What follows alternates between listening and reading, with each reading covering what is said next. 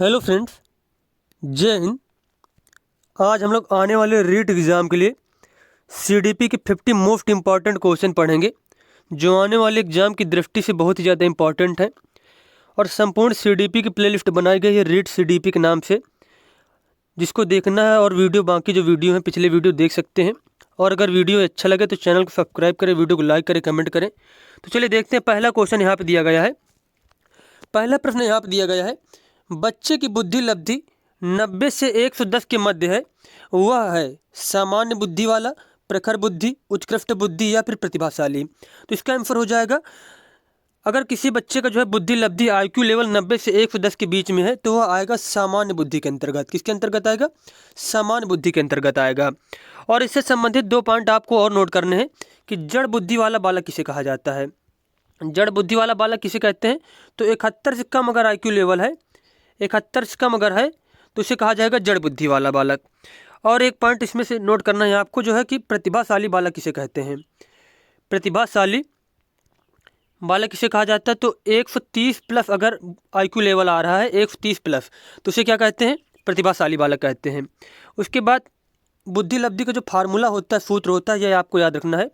इसका फार्मूला होता है मानसिक आयु बटे वास्तविक आयु, मानसिक आयु बटे वास्तविक आयु इंटू 100। ये भी आपको याद रखना है। उसके बाद अब यहाँ पे दूसरा क्वेश्चन दिया गया है, बच्चे के लिए निःशुल्क एवं अनिवार्य शिक्षा का अधिकार अधिनियम कितने वर्ष के लिए लागू है? तो इसका आंसर हो जाएगा 6 से 14 वर्ष के लिए। कितने वर्ष के लिए? बच्चों के लिए 6 से 14 वर्ष के लिए। अगर वहीं पर बात की जो दिव्यांग बच्चे अगर हैं, दिव्यांग बच्चे हैं, तो उनके लिए है 18 वर्ष के लिए।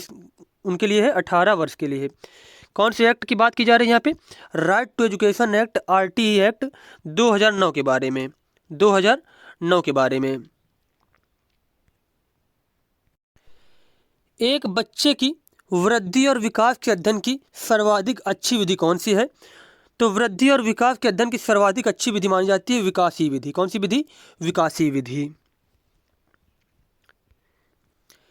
गार्डनर ने 8 बुद्धि का अधिमान निर्धारित किया, इनमें से कौन सा नहीं है? स्थान संबंधी बुद्धि, भावात्मक बुद्धि, अंतर्वैयक्तिक बुद्धि या फिर भाषात्मक बुद्धि। तो बात की जाए यहाँ पे जो गार्डनर ने 8 प्रकार की बुद्धि बताई थी, तो इसमें से भावात्मक बुद्धि के बारे में कोई भी बात नहीं कही थी। तो इसके अनुसार ये वाला ऑप्शन गलत हो जाएगा, मतलब कि इन्होंने भावात्मक बुद्धि के बारे में नहीं बात की थी। जबकि स्थान संबंधी बुद्धि, अंतर्वैयक्तिक बुद्धि और भाषात्मक बुद्धि, ये जो 8 प्रकार की बुद्धि बताई थी उन्हीं के प्रकार होते हैं। उसके बाद गार्डनर का जो है एक बहुत ही ज़्यादा कथन इम्पॉर्टेंट है बुद्धि के बारे में, कि बुद्धि का स्वरूप जो है एकांकीन होकर कैसा होता है? बहुप्रकारी होता है। बहुप्रकारी होता है। ये किसने कहा था? गार्डनर ने कहा था, बहुप्रकारी होता है। उसके बाद क्वेश्चन है, समूह की आयु, गंदी आयु, चुस्ती की आयु किस अवस्था को कहा जाता है? तो कहा जाता है बाल्यावस्था। किसको कहा जाता है? बाल्यावस्था को कहा जाता है। समूह की आयु, गंदी आयु और चुस्ती आयु के नाम से जानते हैं बाल्यावस्था को। और एक जो है किशोरावस्था को कहते हैं संघर्ष तनाव। ये बहुत ज़्यादा पूछा जाता है कि संघर्ष, तनाव, तूफान और विरोध की अवस्था किसे कहते हैं? तो ये कहा जाता है किशोरावस्था को। उसके बाद बात किया जाए अगर शैशवावस्था की, तो शैशवावस्था को सीखने का आदर्श काल कहा जाता है। सीखने का आदर्श काल कहते हैं शैशवावस्था को। और किसने कहा था? यह कहा था वैलेंटाइन ने। किसने कहा था? सीखने का आदर्श काल कहा था वैलेंटाइन ने शैशवावस्था को। और एक क्वेश्चन ये बहुत ज़्यादा पूछा जाता है कि शैशवावस्था में जो है बच्चों का व्यवहार कैसा होता है? तो मूल प्रवृत्त्यात्मक होता है। कैसा होता है? मूल प्रवृत्त्यात्मक व्यवहार होता है। और इस अवस्था में बच्चे जो होते हैं आत्म केंद्रित होते हैं, बस उनको खुद से मतलब होता है, खुद से प्यार होता है उनको बहुत ज़्यादा। उसके बाद बात की जाए जैसे कि गर्भावस्था की, तो विकास का जो है शुरुआत, विकास की शुरुआत कब से होती है?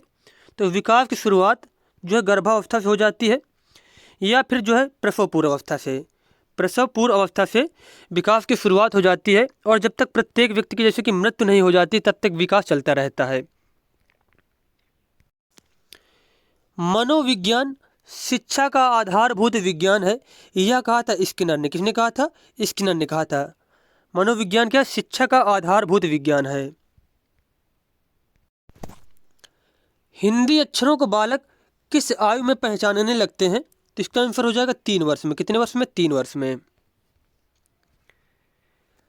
एलेक्सिया क्या है? तो एलेक्सिया पढ़ने की क्षमता को कहा जाता है। क्या कहते हैं? पढ़ने की क्षमता को एलेक्सिया कहा जाता है। पियाजे की औपचारिक संक्रियात्मक अवस्था किस आयु अवस्था तक मानी जाती है? तो पियाजे ने जो 4 अवस्थाएं बताई थी, तो औपचारिक संक्रियात्मक अवस्था या फिर अमूर्त संक्रियात्मक अवस्था, ये पियाजे के अनुसार चौथी अवस्था है और इसकी एज थी 11 वर्ष से अधिक। 11 वर्ष से अधिक के जो बच्चे हैं वह अमूर्त संक्रियात्मक अवस्था या फिर औपचारिक संक्रियात्मक अवस्था में आते हैं। तो इसके अनुसार 11 से 15 वर्ष इसकी आयु हो जाएगी। अब बात की जाए जैसे कि 0 से 2 वर्ष जो पहली अवस्था होती है, तो इसका नाम है संवेदी गामक अवस्था। क्या नाम है इसका? संवेदी गामक अवस्था नाम है। उसके बाद जो दूसरी अवस्था जिसकी एज है 2 से 7 वर्ष, इसको पूर्व संक्रियात्मक के नाम से जानते हैं। और जो तीसरी अवस्था 7 से 11 वर्ष की जो एज है, इसको मूर्त संक्रियात्मक के नाम से जानते हैं। किसके नाम से? मूर्त संक्रियात्मक के नाम से जाना जाता है। उसके बाद क्वेश्चन है, गर्भ में बालक को विकसित होने में कितने दिन लगते हैं? तो 280 दिन लगते हैं। कितने दिन? 280 दिन लगते हैं। किस मनोवैज्ञानिक ने अपने 3 वर्षीय पुत्र का अध्ययन किया था? पेस्टोलॉजी ने। पेस्टोलॉजी ने।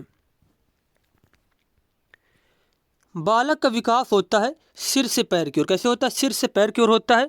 और क्वेश्चन ये पूछा जाता है कि शिरोपुच्छ सिद्धांत के अनुसार, शिरोपुच्छ सिद्धांत के अनुसार बच्चे का विकास कैसे होता है? तो सिर से पैर की ओर होता है।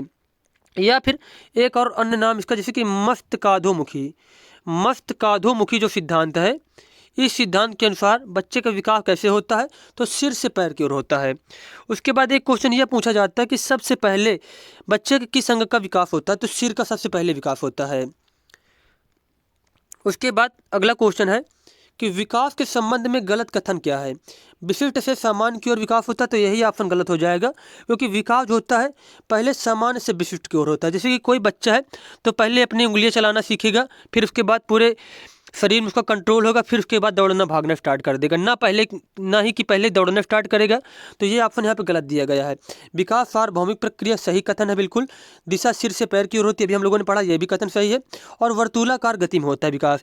वर्तुलाकार गति से तात्पर्य होता है कि कभी विकास जैसे कि बहुत तेजी गति में होगा, कभी एकदम डाउन हो जाएगा विकास। मतलब एक निश्चित गति के अनुसार विकास नहीं चलता है और विकास चारों ओर होता है। ठीक है। उसके बाद नेक्स्ट क्वेश्चन हमारा है, गर्भाधान काल की अवस्था नहीं है, तो शैशव अवस्था यहाँ पे गर्भाधान काल की अवस्था नहीं, जबकि डिम्बावस्था, बीजकरण और भ्रूणावस्था ये तीनों ही गर्भाधान काल की अवस्थाएं हैं। मानव जीवन की मनोभौतिक एकता कहलाती है मन तथा शरीर का विकास। मन तथा शरीर का विकास। अब देखो यहाँ पे क्वेश्चन पूछा गया कि गर्भ में सर्वप्रथम निर्माण किसका होता है? कौन से अंग का? तो सिर का निर्माण होता है सबसे पहले। जन्म के समय शिशु में कितनी हड्डियां होती हैं? तो 270 हड्डियां। कितनी होती हैं? 270। बालक अपनी मां को पहचानना प्रारंभ कर देता है 3 माह की अवस्था में। कितने माह की? 3 माह की अवस्था में। उसके बाद नेक्स्ट क्वेश्चन यहाँ पे दिया गया है, बालक के जन्म के समय शिशु के मस्तिष्क का भार कितना होता है? तो 350 ग्राम। कितना होता है? 350 ग्राम। कल्पना जगत में विचरण होता है, तो कल्पना जगत में विचरण होता है शैशवावस्था में कहीं कहीं लिखा मिलता है, कहीं कहीं मिलता है शैशवावस्था किशोरावस्था दोनों में। तो अगर यहाँ पे ऑप्शन हमें दोनों मिले, शैशवावस्था व किशोरावस्था, तो मैं दोनों यहाँ पे सही करने हैं, शैशवावस्था व किशोरावस्था में। बालक मुख्य रंगों की पहचान कर लेता है 5 वर्ष की आयु में। कितने वर्ष की आयु में? 5 वर्ष की आयु में। छोटे छोटे वाक्यों को बोलना तथा 3 पहियों की साइकिल चलाना, यह कार्य किस अवस्था में होता है? तो ऐसे कार्य होते हैं शैशव अवस्था में। कौन सी अवस्था में? शैशव अवस्था में। निम्न में से किस घटना की ओर बालक सर्वप्रथम आकर्षित होना प्रारंभ करता है? तो सबसे पहले बालक आकर्षित होता है प्रकाश की ओर। किसकी ओर? प्रकाश की ओर। बालक की जिज्ञासा को किया जाना चाहिए, शांत किया जाना चाहिए। अगर कोई बच्चा कोई क्वेश्चन पूछ रहा है तो उसको तुरंत जो है उसके जवाब देना चाहिए और उसकी जिज्ञासा को शांत करनी चाहिए। भारत में बाल विकास की शुरुआत कब हुई थी? तो 1930 में। कब हुई थी? 1930 में। और भारत में जो है मनोविज्ञान को जो जनक माना जाता है वो माना जाता है ए सेन गुप्ता को, एन सेन गुप्ता को, या फिर सीधा आप शॉर्टकट में नाम याद रखिए सेन गुप्ता, सेन गुप्ता को। उसके बाद क्वेश्चन है किशोर अवस्था में सामाजिक विकास पर जिसका प्रभाव नहीं पड़ता वह निम्न में से कौन सी है? रुचियां, आवश्यकता, या फिर असुरक्षा, या फिर अभिवृत्ति। तो इसका आंसर हो जाएगा असुरक्षा। इस अवस्था में बालक जो है असुरक्षा के प्रति भयभीत नहीं होते हैं। तो ये ऑप्शन यहाँ पे सी ऑप्शन यहाँ पे सही दिया गया है। किशोर अवस्था में चरित्र निर्माण से जो अवस्था संबंधित है वह निम्न में से है।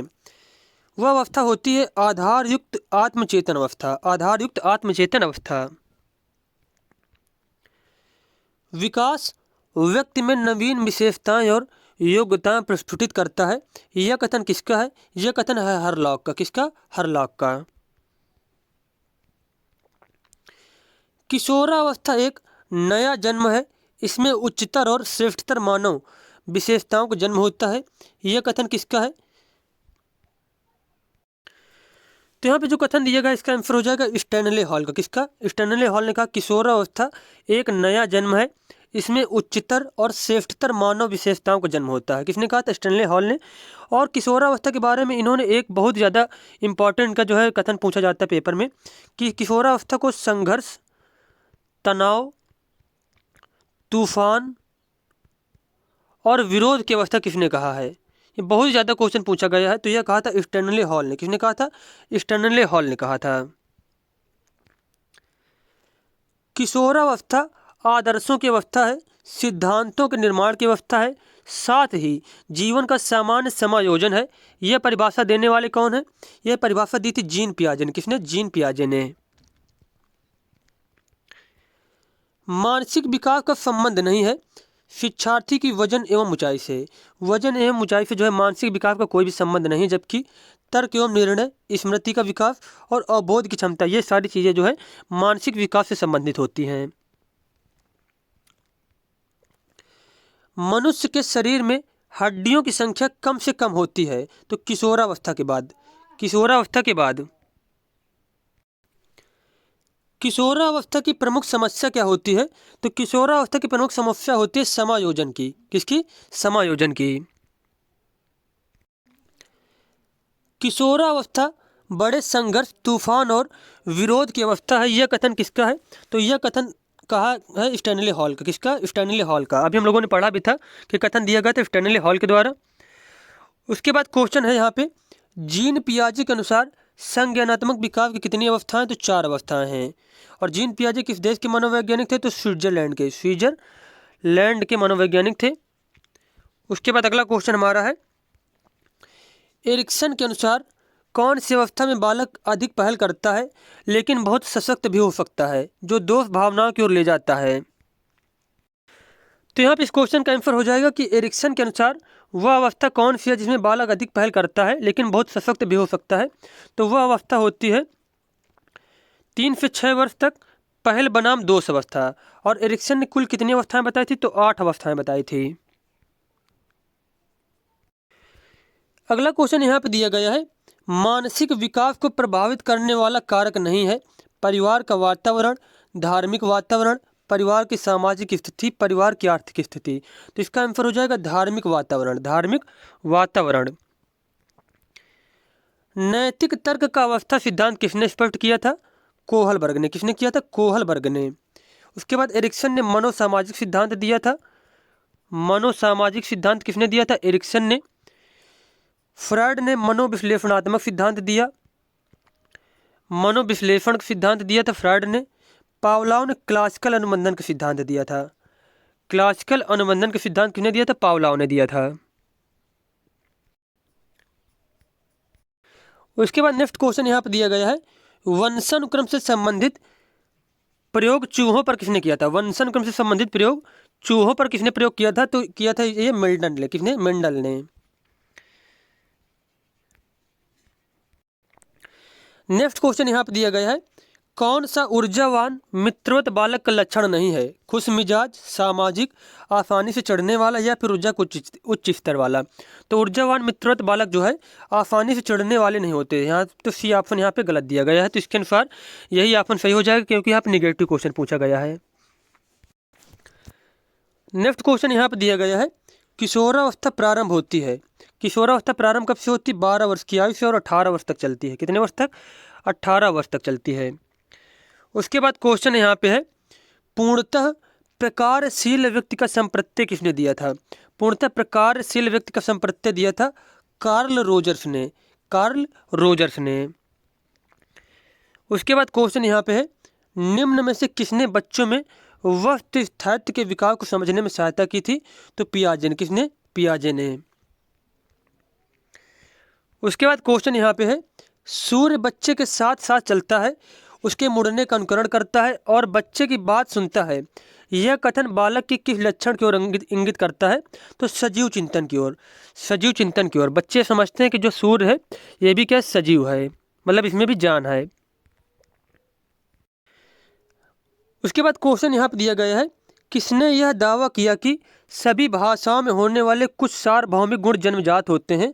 तो यह कहा था नॉम चॉम्स्की ने। किसने कहा था? नॉम चॉम्स्की ने। उसके बाद क्वेश्चन है, फ्राइड के अनुसार निम्न में से कौन सी विकास की अवस्था में बच्चे का ध्यान जननांगों की तरफ जाता है?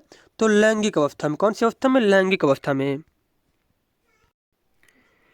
अगला क्वेश्चन यहाँ पर दिया गया है, निम्न में से कौन सा बच्चों हेतु वैफलर बुद्धि मापनी की एक निष्पादन मापनी है? तो इसका आंसर हो जाएगा चित्रपूर्ति। चित्रपूर्ति। अगला क्वेश्चन यहाँ पर दिया गया है, बाल मनोविज्ञान का सिद्धांत प्रारंभ के 4-5 वर्षों के अनुभवों पर आधारित है। कौन से बाल मनोविज्ञान के जो सिद्धांत है प्रारंभ के 4-5 वर्षों पर आधारित है? तो मनोविश्लेषणात्मक सिद्धांत। कौन सा? मनोविश्लेषणात्मक सिद्धांत। उसके बाद नेक्स्ट क्वेश्चन यहाँ पर दिया गया है, ए बायोग्राफिकल स्केच ऑफ इन्फेंट किसने लिखी थी? तो डार्विन ने। यह पुस्तक लिखी गई डार्विन के द्वारा। और हमारा लास्ट क्वेश्चन यहाँ पे है 50 नंबर, मानकीकृत परीक्षण का अर्थ क्या होता है? विश्वसनीयता, वैधता या फिर मानक? तो इसका आंसर हो जाएगा उपरोक्त सभी। क्या हो जाएगा? उपरोक्त सभी हो जाएगा।